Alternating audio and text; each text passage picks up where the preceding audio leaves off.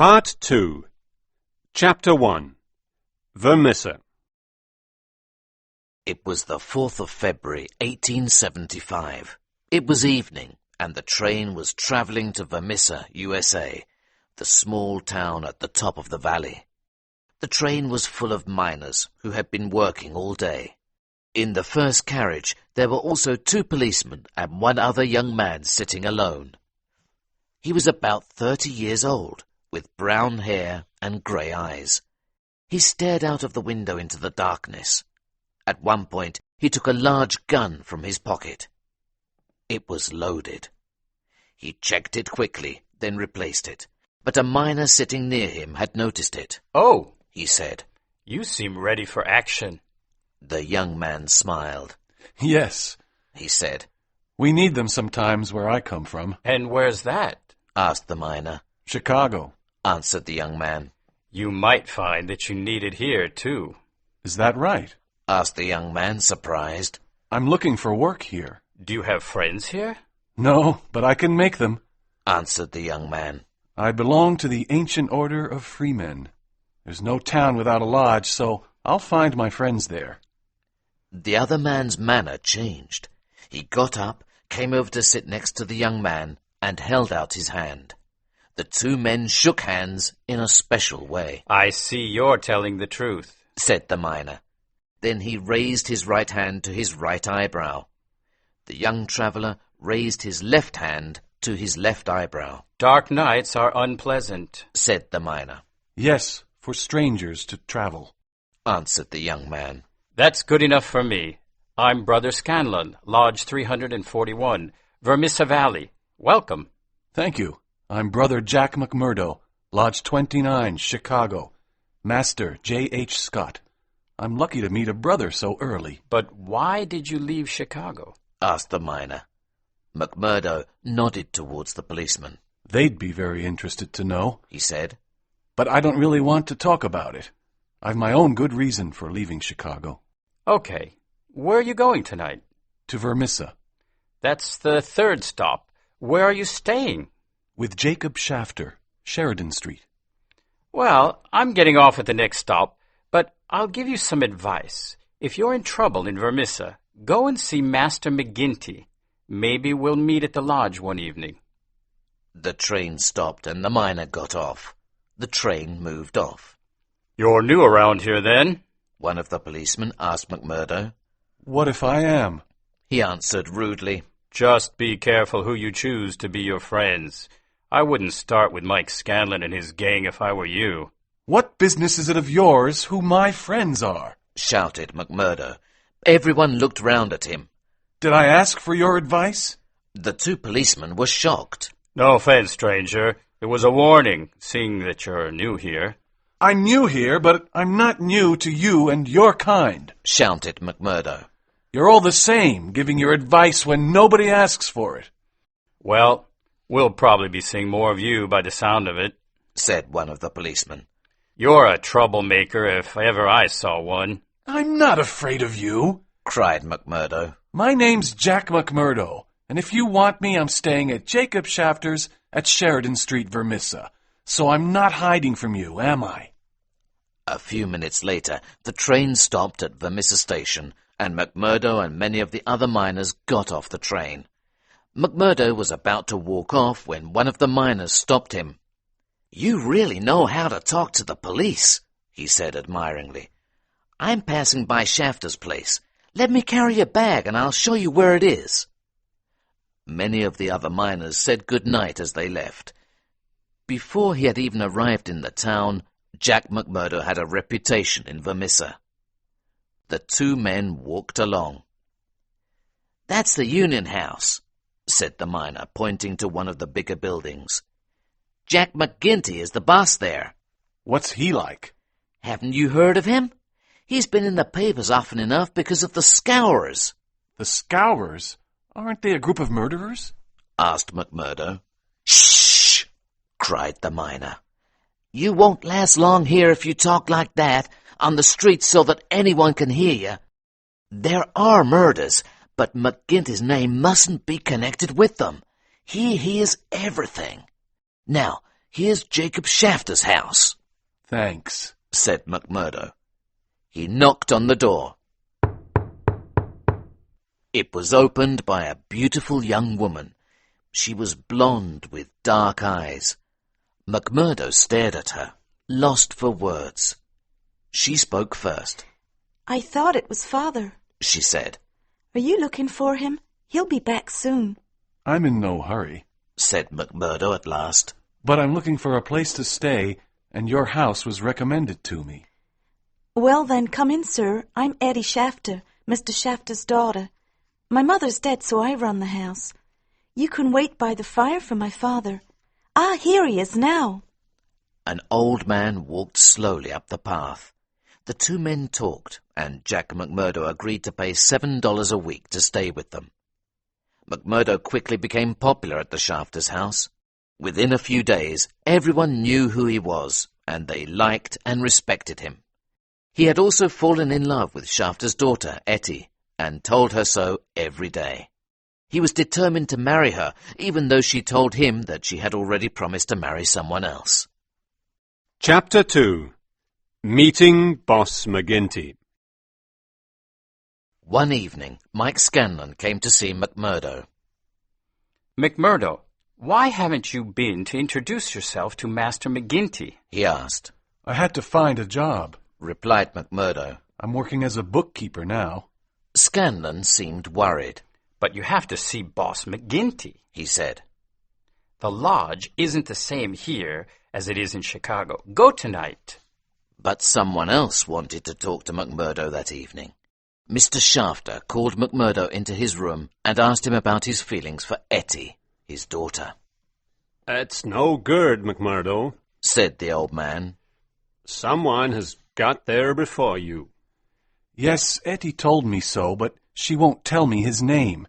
So who is it? Said McMurdo. "It's one of the scourers," said Shafter. "His name is Teddy Baldwin." Who are these scourers? Why are you all so afraid of them? "The scourers are the ancient order of freemen," replied the old man. But I belong to that order myself, said McMurdo. "You? I wouldn't have let you into my house if I had known that." But why? The order is for charity and friendship. The rules say so. "Maybe in some places, but not here," said the old man. "Here they are a group of murderers.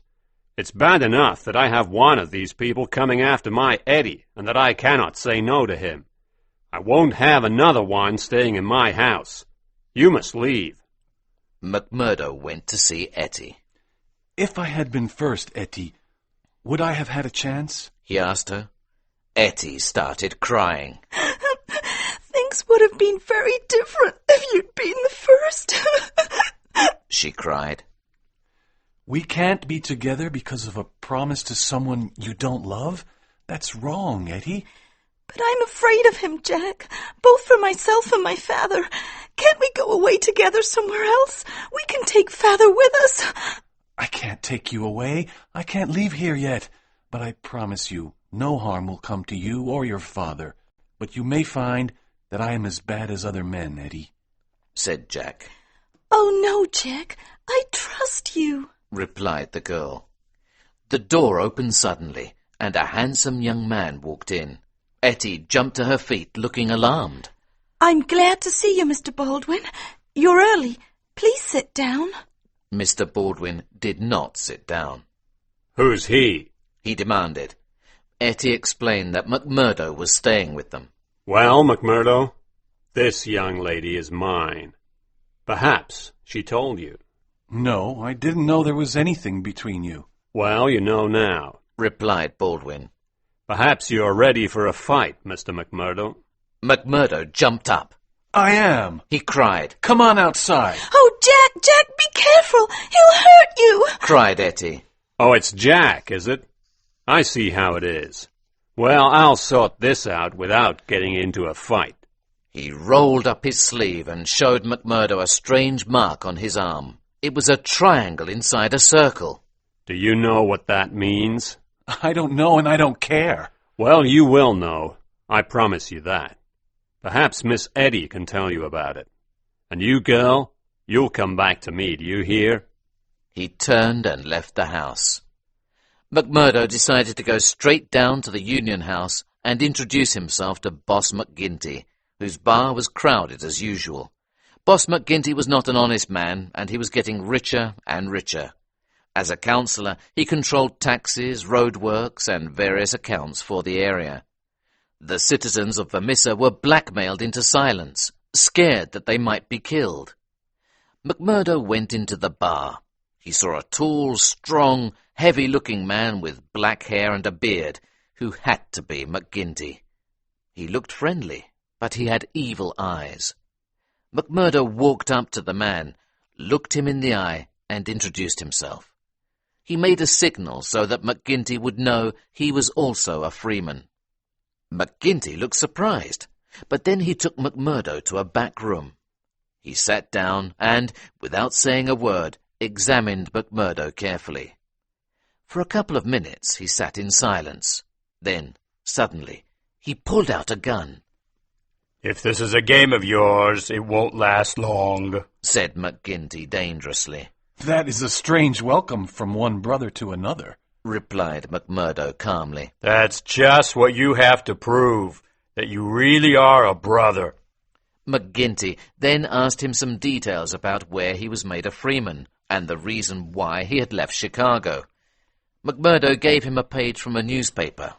McGinty read it quickly. It was about the shooting of a man called Jonas Pinto in the Lake Bar in Chicago in January 1874. "Did you shoot this man?" asked McGinty. "Why?" I was making fake dollars. This man Pinto was helping me. Then he said he wanted to go to the police. Maybe he did, but I didn't wait to see. I just shot him and came down here. "So can you still make these fake dollars?" asked McGinty. McMurdo gave him a handful of notes. Well, these aren't real, he said. At this moment, Ted Baldwin walked in. "So, you got here first, McMurdo," he said angrily. Boss McGinty wanted to know what the problem was. McMurdo told him about Etty. She's free to choose for herself, he finished. "Between two brothers of the lodge, she certainly is," agreed McGinty. "And that's your answer?" shouted Ted Baldwin. "You've known me for years, and now you take the side of this newcomer?" McGinty jumped on him like a tiger. He grabbed his neck and threw him across the room. "While I'm the master of this lodge, you had better accept my rules," he shouted. Ted Baldwin nodded. "So we're all friends, right?" said McGinty. "And there's an end to the matter." Ted Baldwin was back on his feet. He nodded again, but he did not look happy. Chapter 3 Lodge 341, Vermissa. The next day, McMurdo moved from Jacob Shafter's and went to stay with Mrs. McNamara, who was a widow. Scanlon now also worked in Vermissa, and so he stayed at the same house. McMurdo was still allowed to go for meals with the Shafters, so his relationship with Etty continued to develop. One Saturday night, McMurdo was made a full brother of the lodge in Vermissa. He was warned that something might happen to him, but he did not know what it was. Many men had gathered for the ceremony. McMurdo was tied up and blindfolded. Then they took off his coat and rolled up the sleeve on his right arm. It was very dark, and McMurdo could hear the voices of the men around him. Then he heard Boss McGinty's voice. "Jack McMurdo, are you a member of the Ancient Order of Freemen?" McMurdo nodded. "Are you from Lodge number 29, Chicago?" Again, McMurdo nodded. "Are you ready to be tested?" asked McGinty.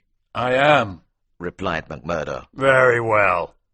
McMurdo wanted to cry out because of the terrible pain in his arm. He felt faint, but he bit his lip, and he did not cry out. I can take more than that, he said. There was loud applause. "I welcome you to Lodge 341, Vermissa. Let's drink to our new brother," said McGinty.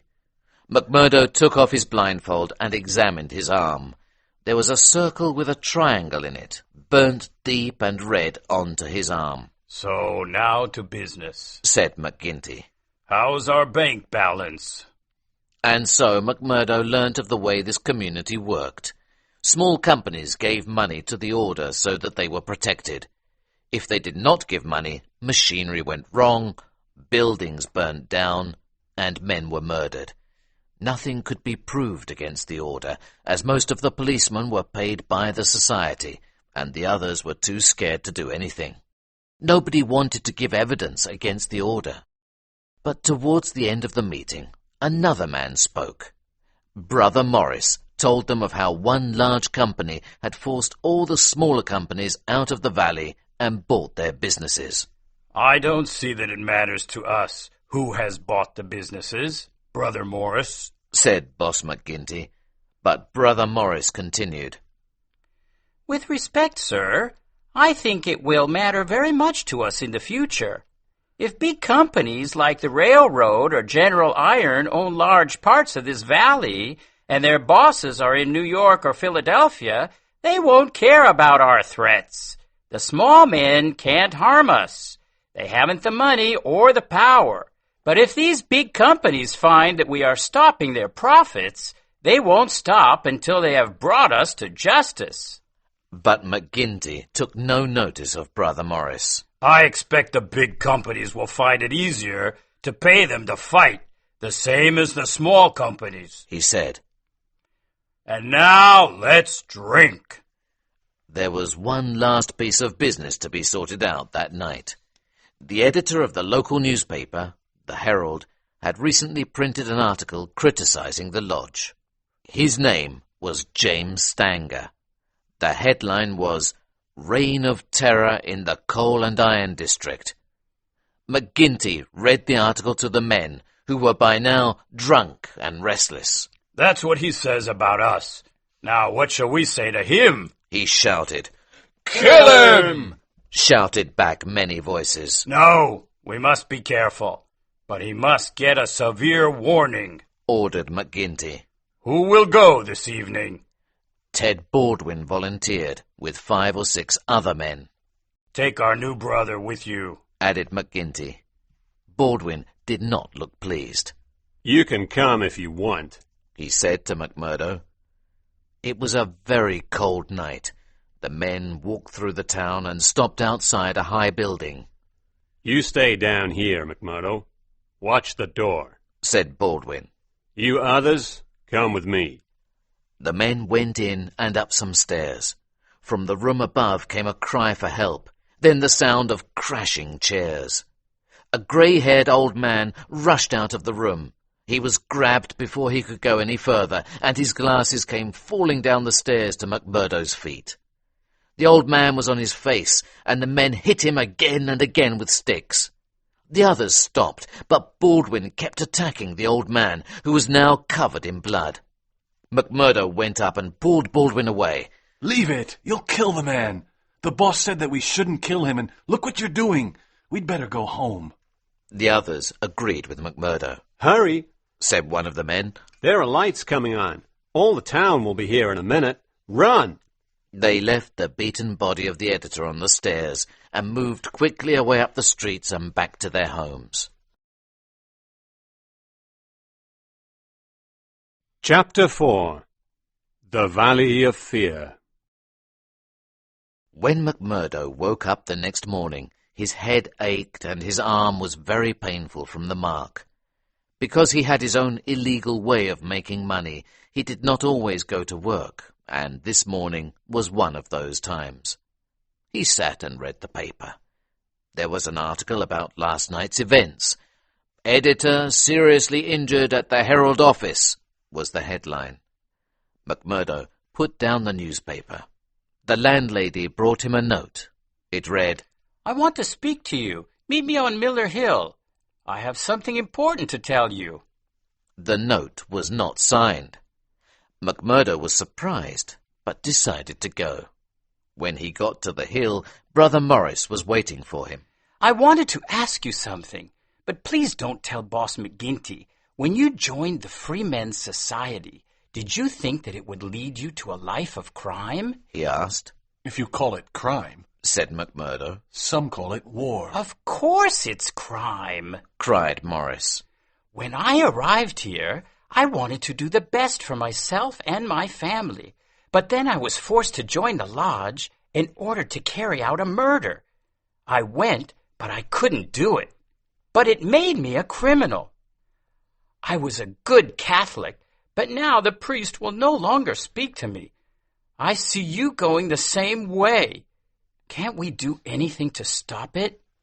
What are you going to do? Asked McMurdo. I think you're making too much of this. Too much? Wait until you've been here longer. Then you'll understand how it is. There's a cloud over this valley, a cloud of murder. It's the valley of fear, the valley of death. These people are terrified from morning until night. Wait and you'll see. I'll tell you when I've seen more. You're not the man for this place, that's clear. Why don't you sell your business and leave? What you have said is safe with me. I'm going now. Just one thing. Perhaps someone has seen us together. McGinty will want to know what we're talking about. Tell him that I offered you a job in my shop. Good thinking, and I refused your offer. Goodbye, Brother Morris. The same afternoon, McGinty came to McMurdo's house and asked why he had been with Morris. McMurdo told him the story. Did Morris say anything against the lodge? Asked McGinty. McMurdo told him that he had not. Just as McGinty was about to leave, the door crashed open and Captain Marvin of the police walked in with 2 other policemen. You're coming with me, McMurdo. Take his gun, said Marvin. What have I done? Asked McMurdo. You can't do this, said McGinty. You stay out of this, counselor, said the policeman. Then he turned to McMurdo. You were involved in the beating of Mr. Stanger at the Herald office last night. Well, he can't have been, said McGinty. This man was at my bar all night playing cards with me. Well, we'll see about that in court, replied Marvin. Come on, you're coming with me. But the freeman had power even over the courts. The next morning in court, the witnesses were uncertain as to the identity of the men who had attacked Mr. Stanger. Stanger himself said that he was so taken by surprise that he did not see his attackers. McMurdo was released. The court was full of brothers who cheered and applauded, but there were others there who looked less happy. One man shouted as they went out, You murderers! We'll catch you yet! McMurdo's arrest made him even more popular in Vermissa. Only Ted Baldwin and a few other members of the lodge did not like him. But McMurdo also lost favour with another person far more important to him, Etty. Her father wanted nothing to do with him. Etty was very much in love with McMurdo, but her common sense told her that it was better not to marry a criminal. She decided to go and see him one last time, to try to get him away from the evil influence of the lodge. But you don't know what you're asking me. Do you think the lodge will let a man go free, knowing all its secrets? But I've thought of that.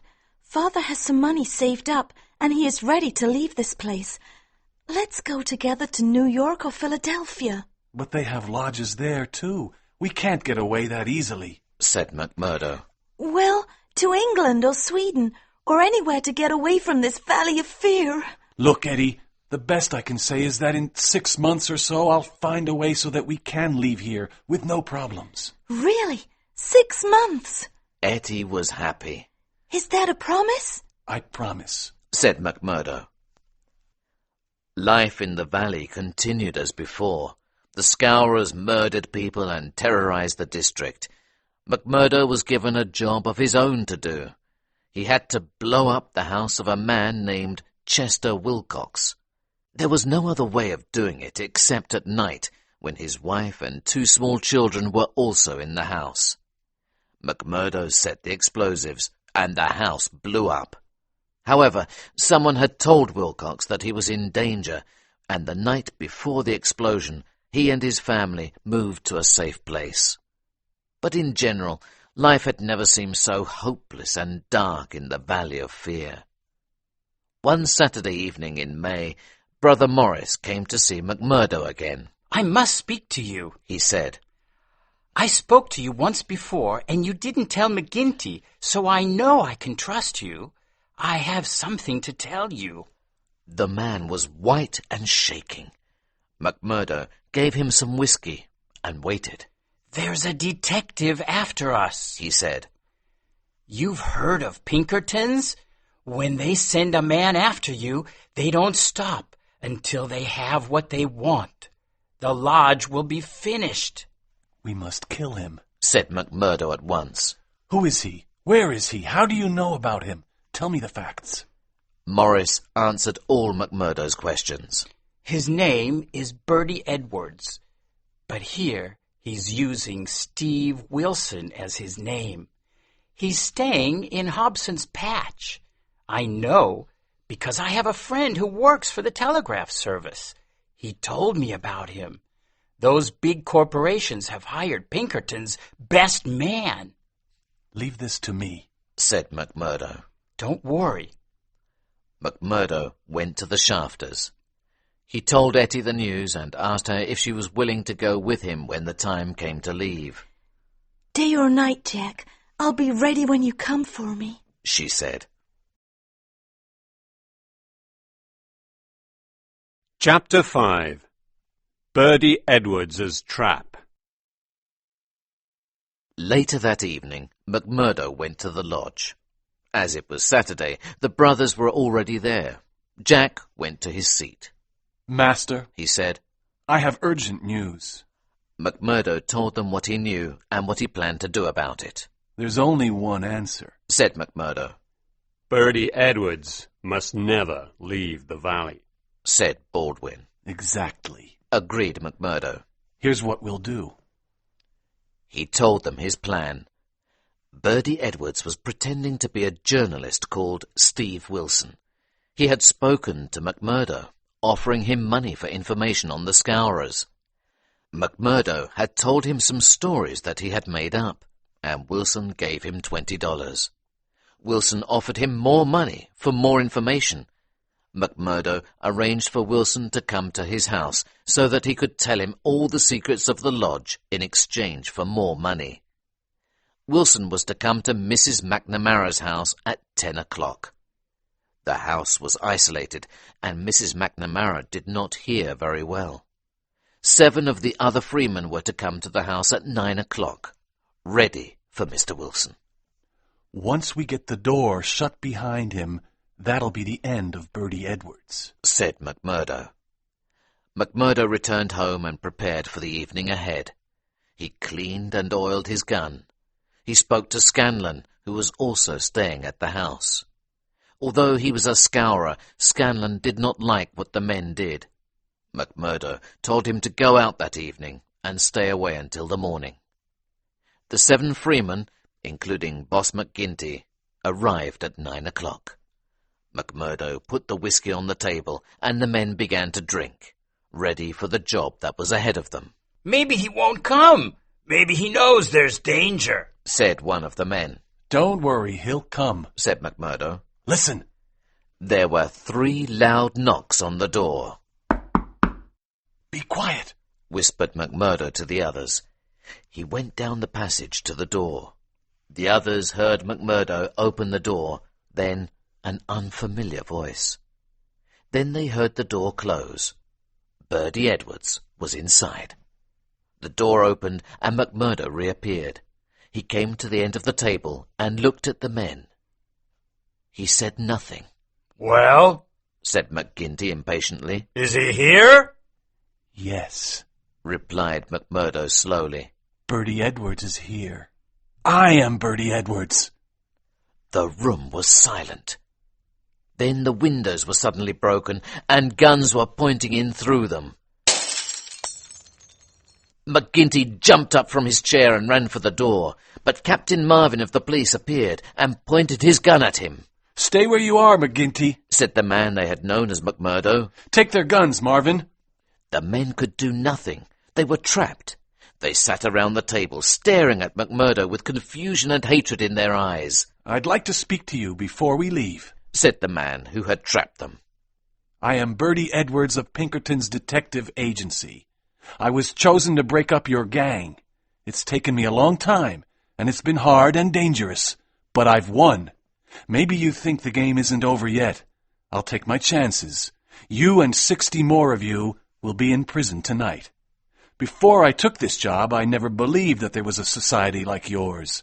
In Chicago, the Society of Freemen weren't bad men. I never killed a man in Chicago. I never printed any false money. I gave Chester Wilcox a warning so that when I blew up his house, he and his family were already gone. You traitor! Shouted McGinty. You can call me a traitor, but there are many people in this valley who will call me a savior.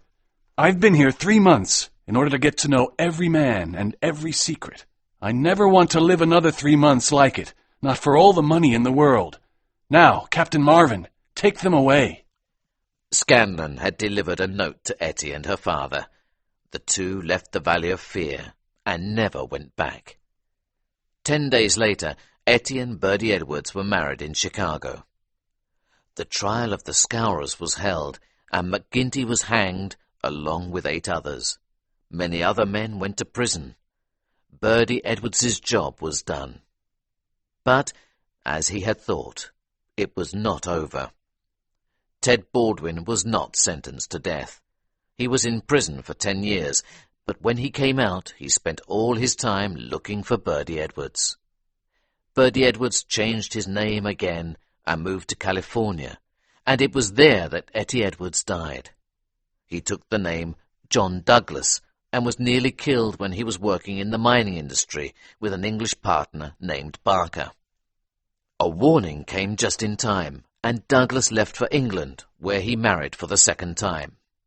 And so we return to Sussex and the fate of John Douglas.